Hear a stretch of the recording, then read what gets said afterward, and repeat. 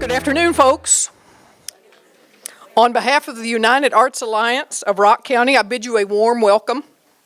As always, I'm delighted to see the collected expertise gathered for these local arts events. From the performing arts to the visual arts, we've got actors, we've got painters, sculptors, designers, dancers, dreamers, and many appreciators of those said arts. Thanks to each of you for setting aside time in your day to celebrate the arts. Thanks to UAA members Dale Lucht and Lois Allen for serving as our event organizers. To Pam Braun for staffing the welcome table. To Judith Diedert Moriarty for her photography skills. To our host and executive director of JPAC, Mr. Nathan Burkhart. And to Julie Dieterle, our Janesville Art League liaison, and for today, our volunteer bartender.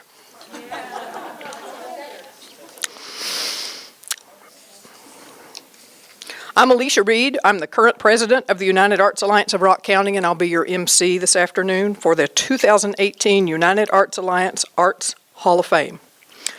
The United Arts Alliance, individuals, artists, and representatives of area arts organizations who support excellence in the performing and visual arts. Since 1996, our mission has been to foster an improved awareness of and appreciation for the arts in Rock County and the surrounding areas.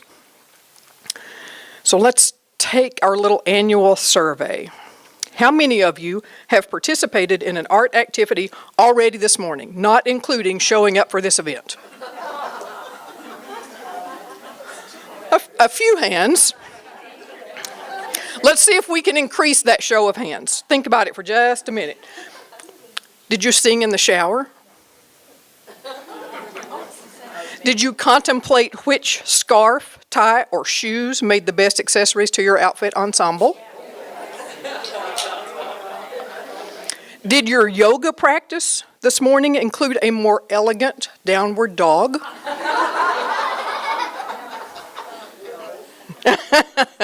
Have you made plans to paint or practice the bassoon this afternoon? Did you make Mickey Mouse ears on your kids' pancakes? Was that you I heard at dawn on your deck impersonating Julie Andrews during that absolutely gorgeous sunrise this morning? Our hills are alive. We don't even think about it, really. How many times a day we touch the arts and they touch us back? It's a glorious and joyful thing. So again, how many of you have participated in an art activity this morning? There you go. Shortly we'll hear from the artfully named Gigi Janine. Involved in the arts up to her eyeballs, Gigi's remarks will be followed by the Hall of Fame awards to both of today's inductees, Miss Elaine Wood and Miss Arra Lasse, who will each be invited to share awards with us. And then following the ceremony, we'll adjourn for refreshments and a little bit of fellowship. When I called to check in and see what she might need for today, Gigi was at a knitting festival, another art activity, in Madison. In a moment, she'll recount her experiences as an elementary art school educator to her involvement on a more national and regional level, furthering the reach, duration, and quality of the arts in our schools. Gigi is the 2017 recipient of the Wisconsin Art Education Association's President Award. She is a former recipient of the United Arts Alliance Janesville Area Creativity Award for Outstanding Arts Educator, and she is the School District of Janesville's representative to the 2018 Southwest Arts Integration Conference this summer in Austin, Texas. I can truly say that she is one of the most energized and most staunch supporters of the arts to whom I'm connected. Gigi.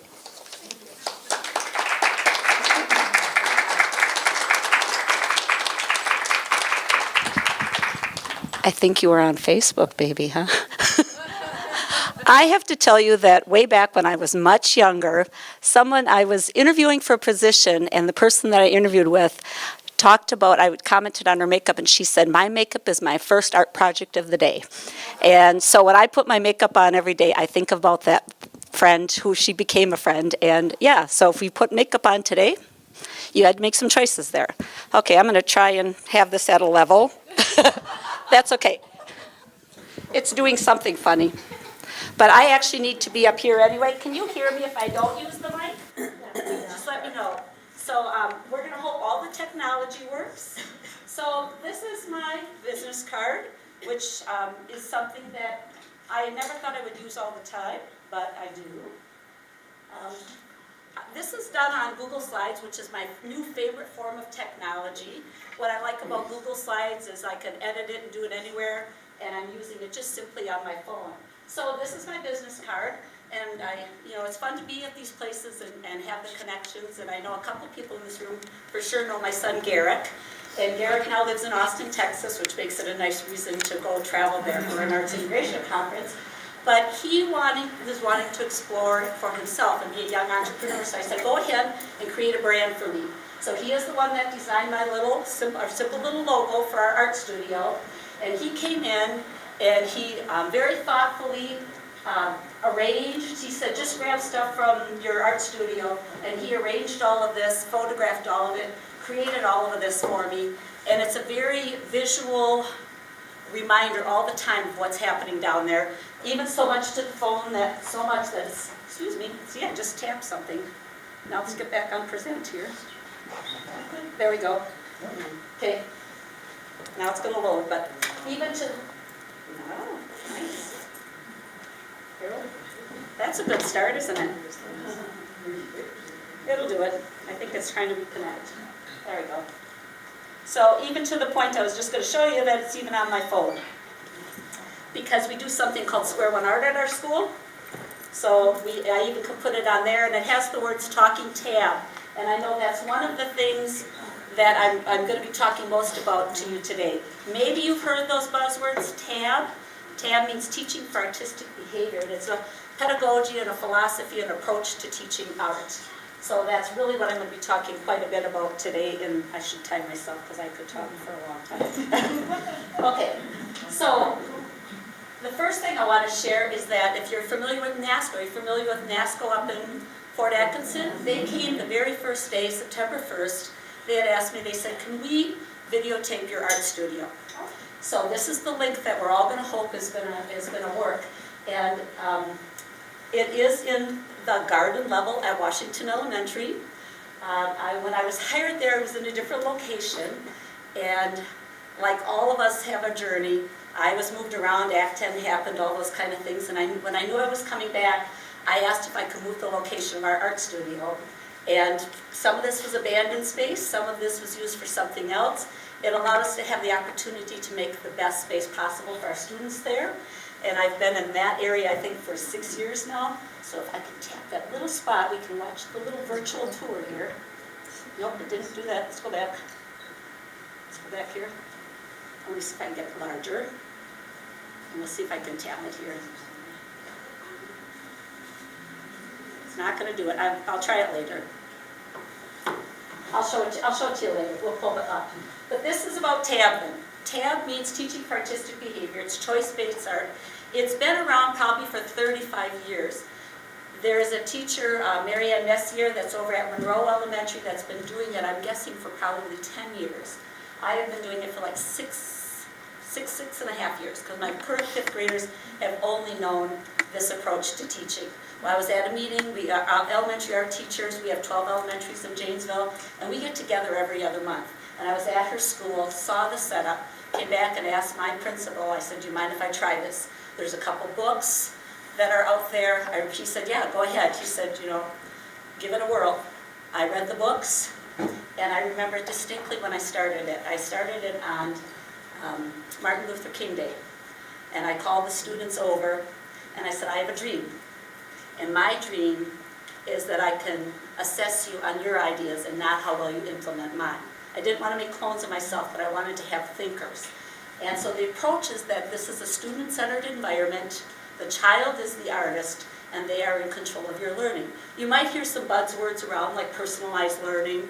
The new thing that we're talking about is engaged in empowering learning, but it's really letting us not be the ones making all the choices. So the way that our room is set up allows for all of that. It allows, I just had 3 teachers come and observe Friday afternoon from Pewaukee, and they came in the middle of kindergarten working in their centers, we call it, and they're like, you even have kindergartners doing this? And I'm like, yes, kindergartners even do it. So I'd like to bring over on this part here, we have 90 minutes of art time every week with our students here in the school district of Janesville. And I could not be more blessed to have that. There's only one other district that I know of that has 90 minutes of art at the elementary level, and that's La Crosse. And it was a few years back that they increased the minutes from 80 minutes to 90 minutes. And during that time, I asked if I could be part of the scheduling committee to set it up. And so I have it set up that it's 30 minutes of teacher-directed time and then 60 minutes of studio time, so they come twice a week. Every school can do it their own way. Some schools have 245s. I know some schools, I think, might even have a 30-30-30 for elementary. Some might have a 90-minute block, but we do have that flexibility. So the idea of TAB is really truly that the student is the artist. And it's really about the environment, and we'll show more on that. Is there any questions at this point? I would like to point out this point over here, that because of the space I have, we currently have 18 centers in our art studio. So, and I will address that a little bit more. Okay, these are the 18 centers that we have. And because of the location in our building, East is actually on the east side downstairs. We talk about it, they can see the sun rising over there. Then we have a center corridor that I have to follow some rules because they have to be able to walk through there. We talk about pathways, it's an exit, all of that. And then in the west wing is our more messy side, and it's where the sun sets. So these are all of the options that students have. It's all color-coded. The stars are by the ones that are typical ones in a TAB environment. And usually it's 6 to 8. Our students know that we have a very special space at Washington Elementary. And the ones that are in parentheses are ones that are not open yet this year. So up to today, we have 14 centers open for them. And clay used to just be called clay. But last year we had a lot of fun with slime at our school. Yes, because I had a student come in, actually one of our educators, her daughter was making slime and doing a little cottage business, and so she came in and did it, and we could have a lot of discussion about slime and what materials those were in comparison to natural clay and what that's all made up of. And you know, you have the little boy going, I thought this was art class, this is science, okay, this is fun. So this year I'm looking forward to when paper making opens and papier-mâché open, that we can have that conversation about the similarities and differences between them. Everything is color-coded, and you'll see, now this is my first through fifth grade options. Kindergarten is at a little different level, but this is the kindergarten options right now. And I love it, you know, I give them a few little props, and so we read all about this, and you'll hear them read, drawing, they'll read all of the centers, but this is all of the choices that they currently have right now that they're working in. And as my little Bitmoji says, it says, they didn't think kindergarten could do it, so I made a whole artifact about it, how they're reading, how they get into centers, how they clean up, how they work, how they think. And the Bitmoji is kind of a fun thing, because the first time I put that up for the kids, they were like, Mrs. Janine, do you do Snapchat? And I'm like, no, but I do have my Bitmoji. And then they critiqued my Bitmoji, so then I had to change my outfit. And I had one where my hair was a little too long, and they're like, your hair's shorter now. So, I mean, when you talk about art being everywhere, art is everywhere, and they notice everything. So, another big part of the TAB and the teaching for artistic behavior is developing these skills, the studio habits of mind. You know, so if we look at one, you're caring for tools, materials in the workspace. You're working on developing your craft. A student may choose a different center every time they come in, or they may choose the same center. You know, it's whether they're wanting to explore the materials or whether they're wanting to develop that skill in that particular area. Is either choice right? You know, for me as an elementary teacher, I look and say, I want to make sure my students know about all the different art processes as they go on to middle school. And I want them to be thinkers. And I will tell you that the middle school teacher that at Franklin that our students feed into, she said, Gigi, I know exactly which students are yours. She says, because they know how to think, they know how to generate ideas, and they know these different processes. They might not have tried all of them, because that again is a choice, but they are familiar with it.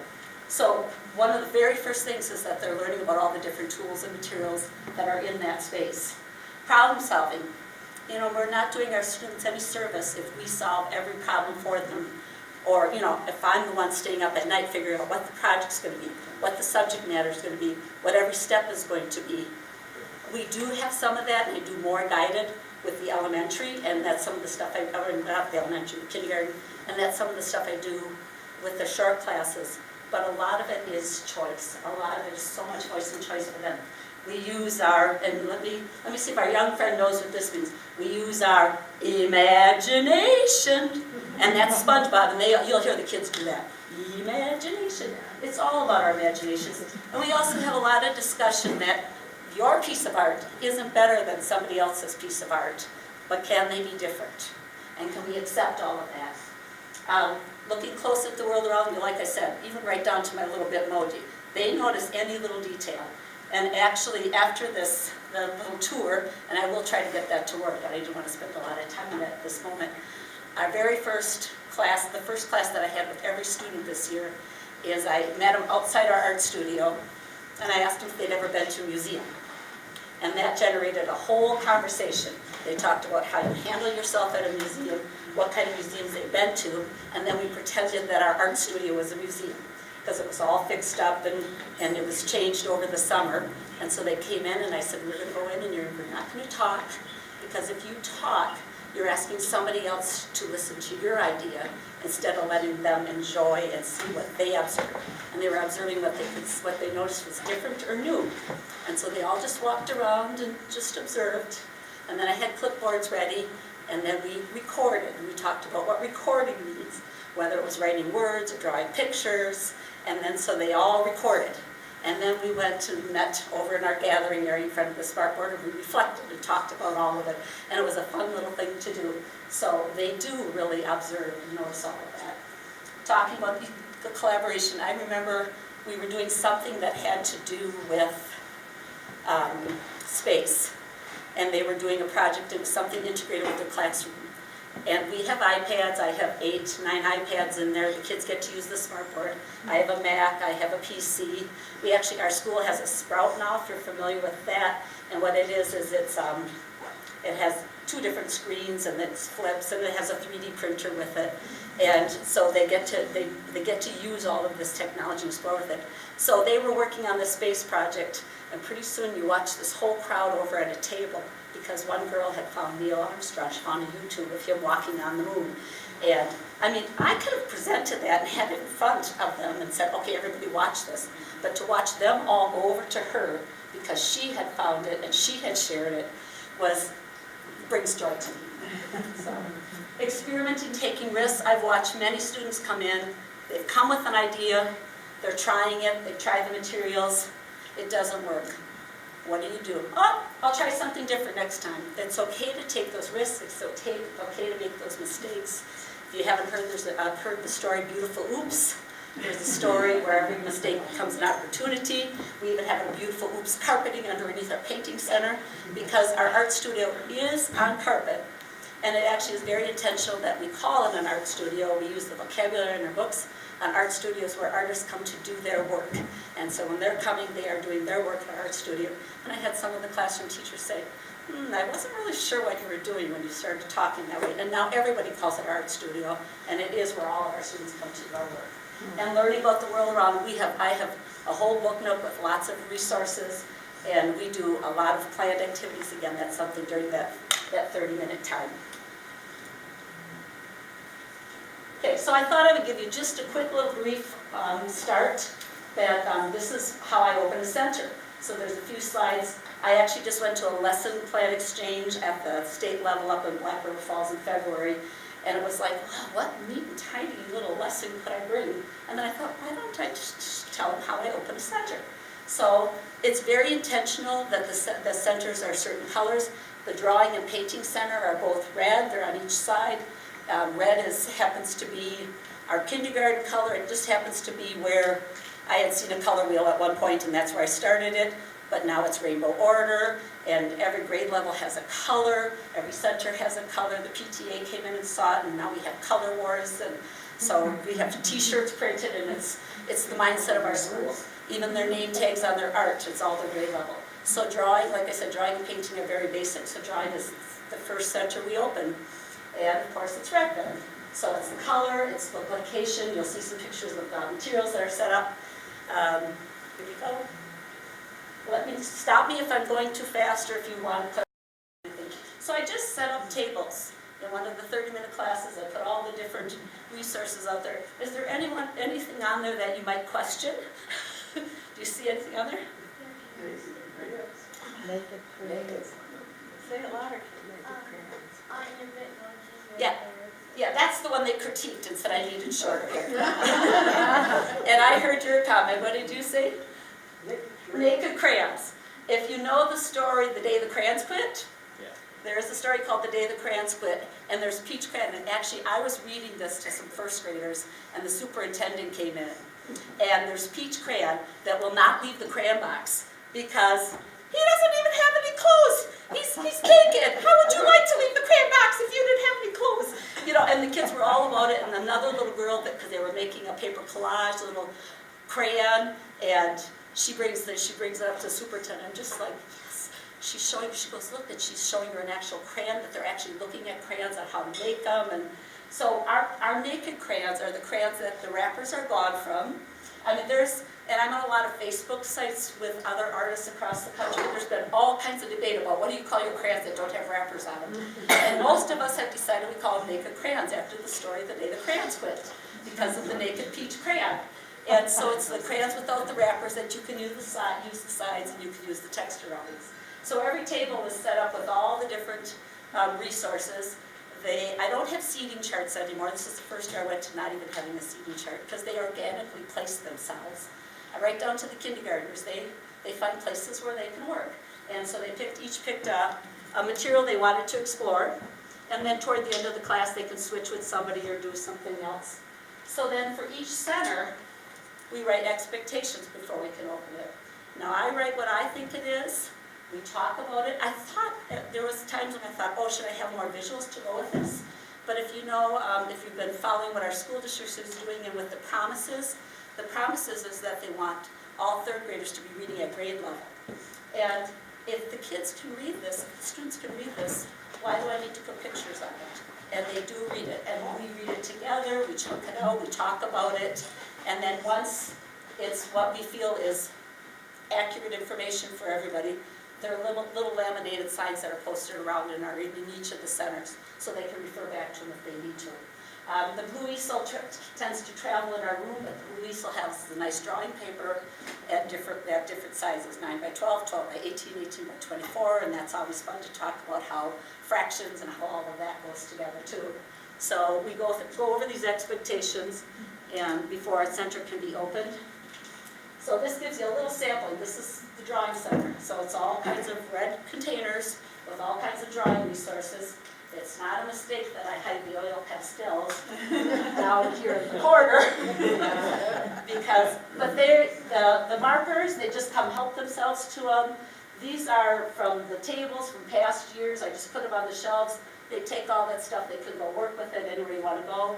If you can see, there's a little sign there that says the Drawing Center, and there's that information so they can read it. Pencil sharpeners and water fountains are always great places to put that stuff because they're always standing there in our Methodist. So it's all red containers for that center. So in every center I do something similar to that. And then here we have students working. So they're trying, she was new to our school this year, and she was having a great time trying out the texture rubbings. He thought he would draw all kinds of art supplies. I love that he put the time on there too. After these guys were working with the chalk, it's like, Oh yeah, let's make sure there's a piece of paper under there. Because these are repurposed tables, nothing fancy. Cafeteria happened to get new tables, mine were collapsing. We're happy to take them. So, and you can see things in the back, like these are all their portfolios. And now we have those, every class, because we typically have 3 grade levels per class, every class has a tint, a true hue, and a shade. So they are learning all of that at the same time. So there's a lot of method to my madness, shall we say. It's just how my brain thinks, I guess. Right down to even all that's chalk in there, which usually sits, you can see it sitting right behind that young man here. But they pull up the iPads, they use YouTube, whatever it is. And the chalk, that just fell the other day, so it was kind of fun. And you can see the boards in the back here. The boards are all the grade levels, and we have something that's called CBAs. It's called Common-Based Assessments or Curriculum-Based Assessments, which we wrote. And at the elementary level, they help us. They help our students learn all the elements of design. So kindergarten skill is lines. So they learn all kinds of lines, the bumpy lines, wavy lines. I do a lot of motions with them as they learn them. So it's all very unique sounds. So when they're being assessed on them, you might be hearing the zigzag line going zigzag, zigzag, zigzag, zigzag. The broken line is and you can hear the sound across the classroom when they're doing all those different things. First grade then is shape, so they learn, and this is, I don't know that every teacher teaches this way, but in my world we start with a dot. There's a dot day. The dot moves, it becomes a line. When that line closes, you create a shape, which makes sense. Where those shapes are, create space, whether they're high and low. And I'm working with our second graders on arts integration, and we're working with it being 5, 10, 15, because they have to count by the 15s, and we hold that. But they're learning that 5 is in the foreground, and it's down low and in the front, and 10 is in the middle, and it's middle ground, and 15 is back here and it's high, and that's typically where they are in the visual arts. So they're learning that space connection at the same time in second grade as they're learning to tell time by 15, 30, 45 o'clock. And so then it goes on. We just came off our 5th annual Ishval Art event on Thursday night, and I have some activity sheets here. If you would like to take them and find out really more what was going on that night, I've gotten to where this was our 5th year that I send this home with the students so they can see all the activities. And we had a couple hundred people come through on Thursday night and doing art in our art studio. So there you go. And it's named after the story Ish. Is anybody familiar with the story Ish? Okay, Peter H. Reynolds is one of my favorites. He has a wonderful message in all of his books. He's the one that does the dot. That, you start with the dot, you can make anything. The premise of the story Ish is that it may be, in this story, it looks base-ish. It doesn't have to be perfect. It doesn't have to be right. It allows your ideas to flow freely. And that's the whole story of it. The kids actually select their art, and they hang their own art, and it is hung ishfully, and it's all over the place, and they all know where it's at. And I have a whole slide presentation on this that I could show you too, but I thought I would just let you know that we have that. So we went from an art show, a very neat and tidy art show, the end of May, that was part of the ice cream social, to moving it into March with it, which is Youth Art Month, and getting it away from all the other activities. We take over the garden level. We have activities. Our Family Resource Center joined us this year. We have, Jackie, have you come to our Ishval Art event? Yes. Yes, you have. I just saw you there.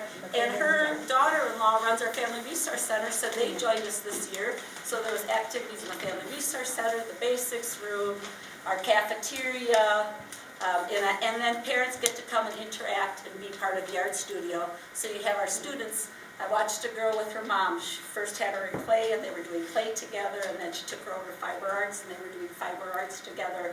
And it's just, it was wonderful. And then the next morning, which made me very happy, I had the students saying, I really wanted to do this, but that center was full, so I made another choice, which is the philosophy. We just don't have it a free-for-all. It's very You keep those materials in those centers, which allows us to do what we do.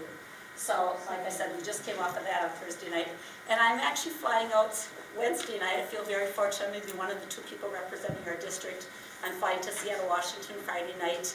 And I'm going to be on a team of Wisconsin art teachers. There's 4 of us that are going to be talking about art shows and art events at our National Art Education Conference. And they asked me specifically if I would talk because they wanted me to talk on our approach of how I do our art event at Washington. It's a very interactive night where we come and do art. I don't ask the PTA to help. Our PTA does so much for us. I asked teachers if they would come. The teachers came and they're like, we don't really know what we need to do because the children seem to know what to do. And I said, just walk around and monitor and enjoy. And they did. And that, you know, there is a lot of front loading in this process, but it warms my heart to see that the students can be the ambassadors of our space.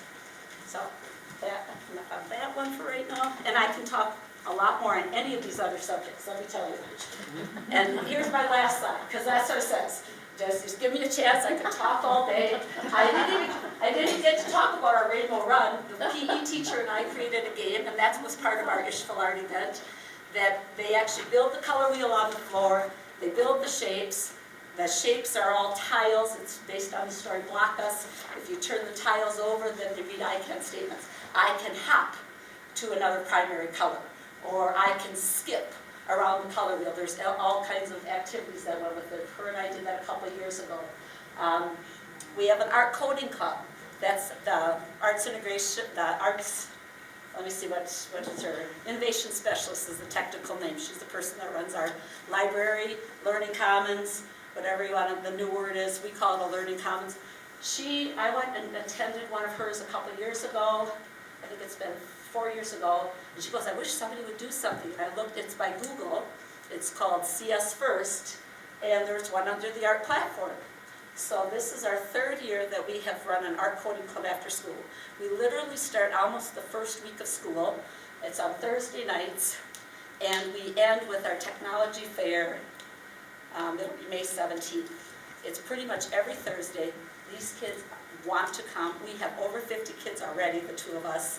And we just invited, that's 4th and 5th graders, and we just invited another 24, and out of those 22 have said yes, of the 3rd graders. So our good problem is there's going to be almost 80 kids on Thursday nights, and we need another person to help us.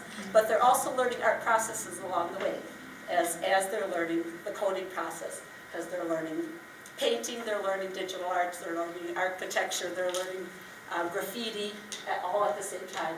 And we have, Karen Beatty is her name.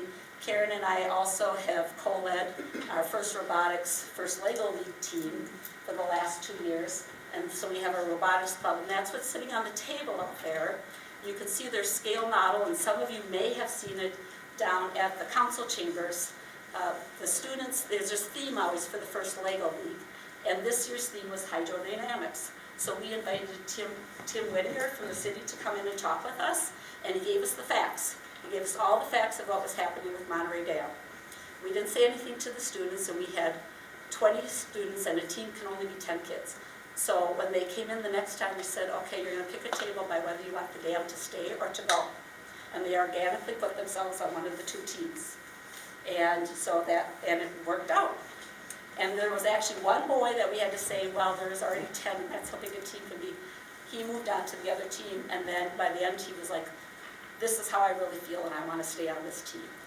We tie-dyed our own shirts, so you can see that out there. And we are very proud to say we were actually the only elementary that had 2 teams. It was a lot of work. And one of our teams went on to the sectionals, and that happened in December. So from the time we found the one team advancing, one of the boys said to me, he goes, Mrs. Janine, I want to make a model. And I said, why do you want to make a model? He says, well, I need more information. Perfect reason.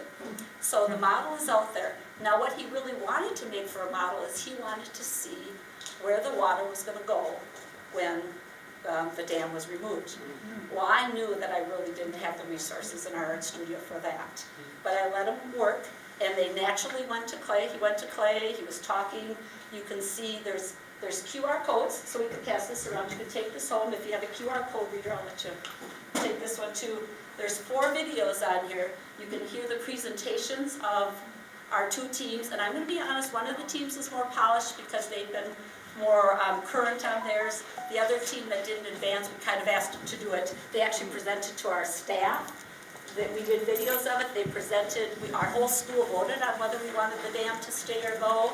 We've had a lot of conversation about it. They were informing our staff about it. So going back to the model, they went right naturally over to the Clay Center and started building. We left it there because clay wasn't open. Whatever students were in there at the time worked on the model, and it was very organic. And I had just opened origami and was just showing them how somebody in San Francisco made a life-size origami canoe that folds up, if you have seen that. And so here he is trying to make a canoe for that, and the first model was way too big. And that's all in these QR codes. If you want to scan them, you'll hear some of that. And then it shows them at the end making their tweezers, because I'm like, there's the Monterey Rock right there. So it was very much a privilege to have that be at our council chambers, and for that to happen. They persevered because the clay broke, and they didn't give up on it. They kept going. It's totally theirs, all of the decisions that they've made on it. And they changed it from being a model that was going to hold water to envisioning, and they named it Envisioning Our Future, of how it's going to look down there at Monterey Dam when the water is gone. Even to the point there was a term called angular, and they used the 2D, they used the picture that came from Tim Whittaker, and they started with that and created what was already there, and then they shifted to the slides of how it's going to look in the future. So you could just see the process and talk about engaging and empowering. I mean, to stand back and just watch it all happen. So, and you will even hear their whole process. And I also have become one of the 2 in our district. Last summer I went for training for arts integration teacher training, and I am working now on creating a 3-hour curriculum that's connecting the color wheel to the clock to help teach the kids analog clock time pattern. There's patterning going on. And so that will be what I'm working on tomorrow with my person to get my resource packet together that I'll be presenting that. And it just is so fun to watch the kids identify the patterns and see this. I've had some struggling students, and I realized that and saw the connection because I knew what our first graders were capable of. Our first graders learned the color wheel, and I knew that they knew it strong, even knowing the intermediate colors. And we build it. They don't memorize going around. They understand. It starts with a triangle. You mix colors, and it keeps going from there. And then it was like, oh, well, that's 12 shapes around the clock and 12 numbers on the clock, and let's just say the rest is history. So my workshop is titled Count the Circle, Count the Clock. And that is my next little thing. Thank you.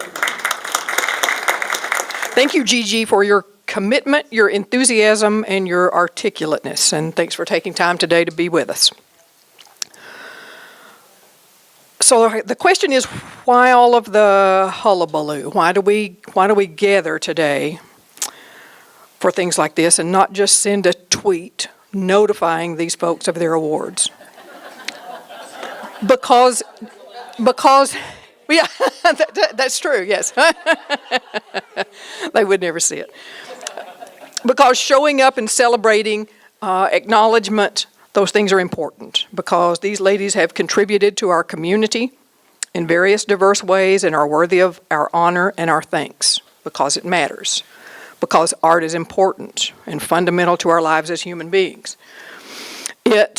Art, has inherent, undeniable value.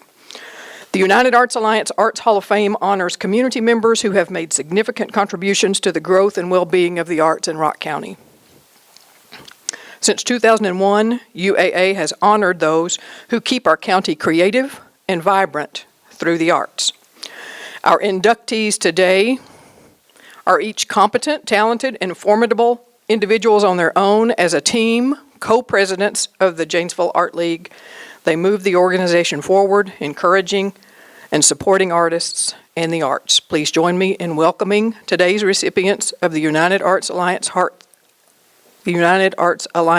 of Fame Award to Arra, Lasse, and Elaine Wood.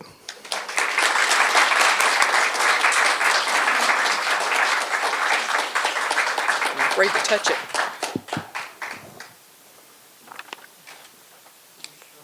I know I'm sure. Would you share a few words with us about your experiences and the course of those years? Sure. Good. Actually, we did practice. And we were coming up We together. laughed a lot, Yes, actually. yes. We insisted that we were going to come up together because we teased about being joined at the hips. And we are joined at the hips. Got it? Here you go. 5 years ago, this spring, Elaine called, and we had a nice chat. And I don't know if you remember, but you called to tell me that you were sorry that my mom had died, because she had died that winter. And she was talking about my mom, because they worked together and they knew each other. And we were always going to go out for lunch. Do you remember that? Yes. And we never did. So we were kind of talking about how sad that was, but we decided we'd go out for lunch. But before we decided to do that, Elaine said, I need your help. And I said, okay, all right. She said, I'm involved with Art League, and I know you were involved with Art League when you weren't taking care of your mom and your dad's. And so I was wondering if you'd help me. And I said, oh, sure, Elaine, I'll help you. And then I said, and what am I helping you do? And she said, you'll be co-president of the Janesville Art League. And I thought, oh, my God. And that's when I learned that Elaine is persuasive, she's personable, and she's very charming. So I didn't say no, because that's what I ended up doing. But I would like to say, in all the years that I worked with you, because it's been 5, that you've been a good friend, that you're intuitive, that you are perceptive, you're determined, you know that art's very important in your life and everyone else's life. You're funny, and it's a good thing because we have been joined at the hips for the last 5 years, and if she hadn't been funny and enjoyable, it would have been a very, very long 5 years.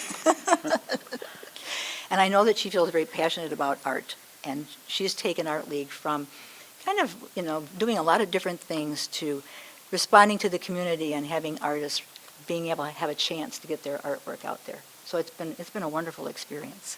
So I'm going to introduce her, but I'm still going to stand next to her because we are joined at the hips, and she gives me confidence and I give her confidence because we've done this for such a long time, haven't we? Yes, we have. Yes, we have. Okay, now it's your turn. I'll have mine. See, I have notes on this side of the paper. That isn't what she said she was going to say. That's why I told her. I really teased her. I didn't tease her. I kind of fooled you because I told her that she would go first, but I wanted to make sure that I said those things about working with her and that I thanked her because I was afraid I wouldn't do that. Actually, it all boils down that I have good taste. You're referring to me? Yes. Yes. Good choices, ability to make choices. Thank you for being a sidekick. You're welcome. And we're still doing it, actually. I think we'll probably always be friends. So anyway, we talked about what to say. Neither one of us are artists, but... But we are. We learned that today. Oh, yeah. Yes. You I got know- eye know makeup my on. lipstick? That's right. And I've got That's the eye it. makeup. But I love art, always have. Gigi was fascinating to me. I certainly had no elementary school involvement like that. However, I do remember art classes from elementary school, so that's a plus. And I guess I'm not going to say a whole lot about the influence on me and why I like art, but a lot of people in my life influenced me and made sure that I attended plays, museums. My mother was a concert pianist and gave that up when she was raising a teenage daughter and became a teacher and taught piano in our house. So was exposed to classical music early on, didn't always appreciate it, grew to like it, love it. So that's where it started really, was with my mom. And in high school, my best friend was an art major, and she ended up teaching in Washington, D.C., and then also in private schools, more of a therapeutic program, and then ended up in the Indianapolis Museum of Art. So my wedding gift from her was a painting. So I guess that started that part of it. And then in college, I had a friend visit who was an artist, and I want to mention her because she's from Janesville. I'm from Ohio, so she stayed in my room. She was dating a friend of the man that I ended up marrying, and her name is Sue Poshbashell. I don't know if you guys know Sue. She gave me a woodcut of toys when my daughter, Kristen, right here, was born. And then she gave me a, what is it, Chris? Yeah, Old Soul, infant and Old Soul. What is that, pen and ink? So now Chris has that surrounded by her children in her bedroom. So that was part of college, and as I said, I met my husband, married him. He liked the arts as well. Instead of piano or that kind of thing, he was into the human voice, and that was the way he was raised. So we found out that we had similar records, similar tastes in music, loved plays, drama and musicals, loved art, could not afford any, so we bought those replicas, you know, of Van Gogh and Cézanne. They were done on cardboard. Posters. And we thought, well, someday we're going to own real things, real art, and not Cézannes and Van Goghs, but art of our friends. So our gifts were frequently, my first Christmas gift to him after we had our first home, I had a friend paint the house, not literally, which I have been known to, when somebody says they're a painter, anyway. So that was that part, and that continued throughout our lives. And wherever we traveled, no matter if it was to a state, we would buy a painting or a sculpture representative of that particular area. For example, New Orleans, I have a painting of Jackson Square, and that was before it had, when it had traffic going around Jackson Square, when it wasn't a mall. So we moved to Janesville, and my husband was from Beloit, and many of the Woods lived in Janesville. So Nancy Wood, many of you know, she's a longtime member of Art League and an excellent artist. Well, she had me join everything in God's green earth, I think, including Art League, and that was a long time ago. So she's done a painting of my daughter's home, a painting of portrait of my daughter. I'm fortunate to have some of her landscapes. Love to purchase art. Now I can't afford as much as I would like, but I buy as many paintings as I can. So what else can I tell you? I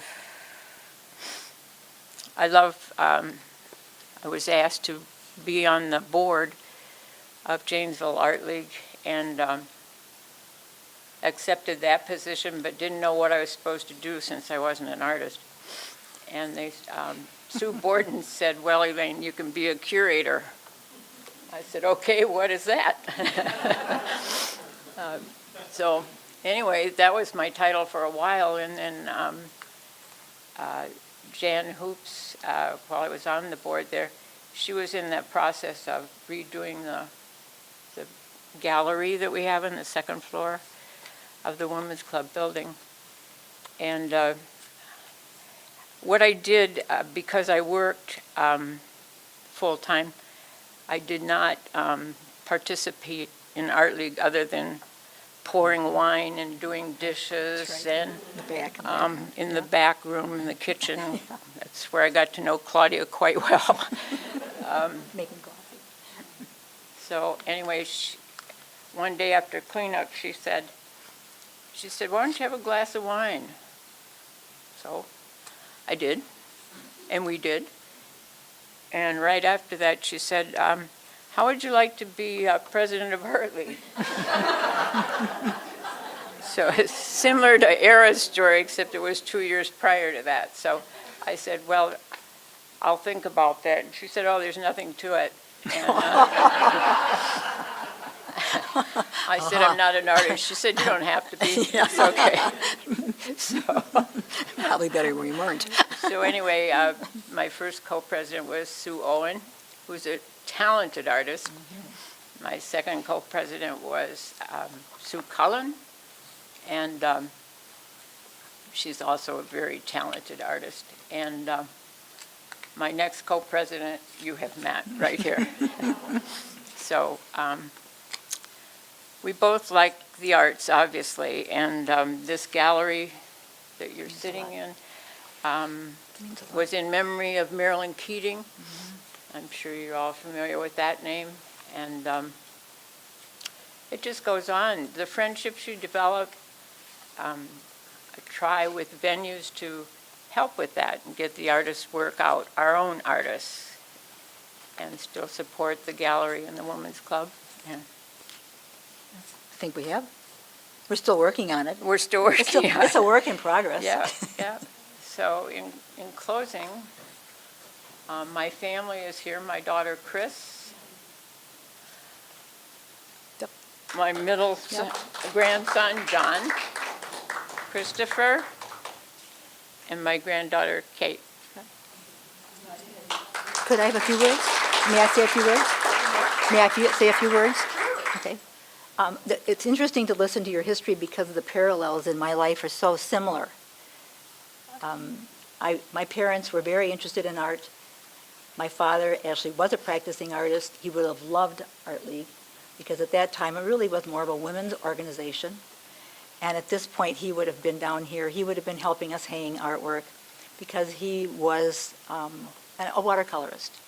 But he took glass classes from Judy at the Glass Garden. And he and my mother took classes when they used to have art classes at Black Hawk Tech. It wasn't called that. It was called the vocational school. They took copper enameling.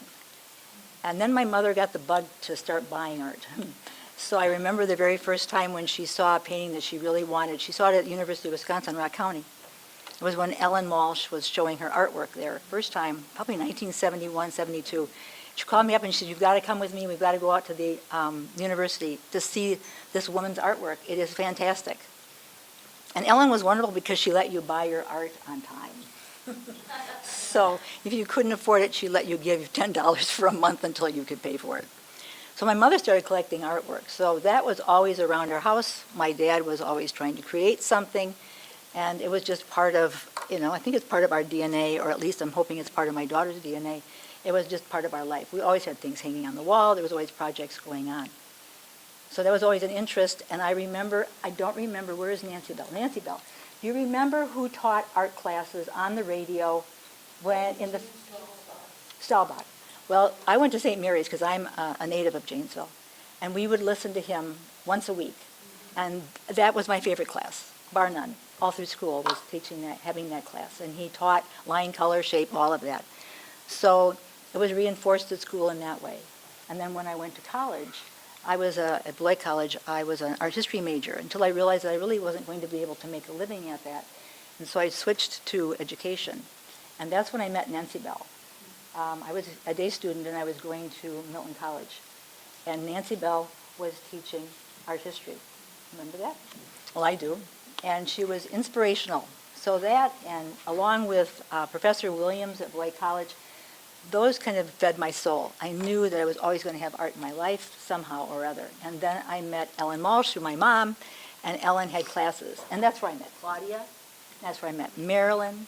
I met so many people that were part of the scene in Janesville. If I've skipped anybody, I'm sorry if I have. But that's how it got into my life as a married woman, because my husband, Tom Lasse, is from Janesville, and we share the same passions for art. Actually, in our house, we have his, hers, and ours.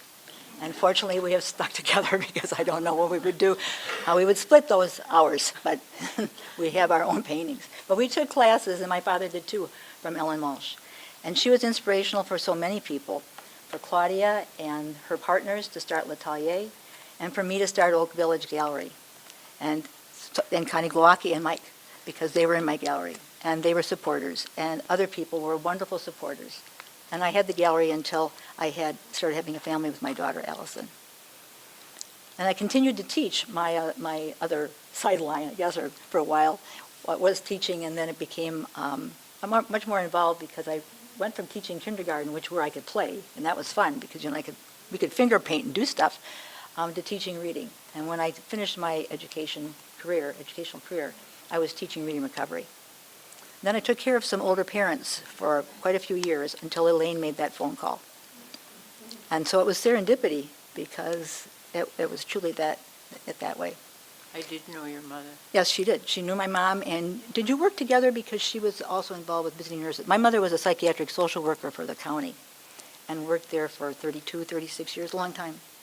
Yeah, I knew of her, but I actually knew her through patients. Okay. And we were always going to go out for lunch, and then my mother got really sick, and we couldn't do it. But now we've gone out for lunch. Every time we go out for lunch, I think about it. I think about that. There's some people I'd really like to thank, and that's my family, because for the last 5 years it has been tough. And we've been saved a number of times by Tom, who's lugged around dividers. She came over to Linda Davis's house, who's wonderful, and also a wonderful Art League member. And remember, we picked those up and slugged those all around and got them over at Tallman. A lot of things that we've done. Also, he's listened to me ad nauseum. And he's always stuck by us, which has been wonderful. I appreciate that. And my daughter, who has saved our lives how many times? Many. She's our techie guru. Including on the computer. Yes, she does the computer. She's also instrumental in our new stationery. She helped design Yes, it and the gave us the logo. choices for our logo. And then Juan, who rescued us one summer when we were trying to do the Eleanor Mills Gallery. I think he's out. If he's not here, he's with my grandson. He got on some very, very tall ladders and helped us move the sesquicentennial prints and helped us wrap them, conservation-wise, and hung paintings. So our families have really been involved in what we've done, and I know how much I appreciate it, and it's really helped so much to make it a successful venture for us. So that's Thank it. you. Thank you. It's been fun, and this is quite an honor. Thank you So very much. certainly a surprise. Yeah. Yeah. I was asked to write her nomination, so well, of course, what am I going to say? Well, what a ploy. I mean, I didn't know I was Right. involved. I said to Allison, they didn't ask us to write any letters this year. Never dawned on us that people were writing letters about us. So thank you. Thank you very much. Thank you.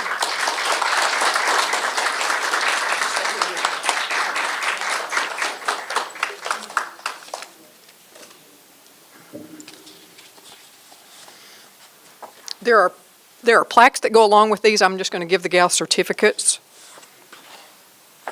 For the Arts Hall of Fame, Arra. Thank you. Be sure that was yours. It's okay. Thank you. Thanks to these ladies for their dedication, their humor, their directness, their experience, and their appreciation and love for the arts. Please join me in congratulating both of them as recipients of the United Arts Alliance Arts Hall of Fame. Thanks to JATV for being here and for filming our event today. Thank you again for taking time out of your day to be with us and to share in this celebration of the arts. On behalf of the United Arts Alliance, we wish you well, and we'll enjoy visiting with you as we gather for refreshments. Thanks, everyone, for being here. We appreciate you.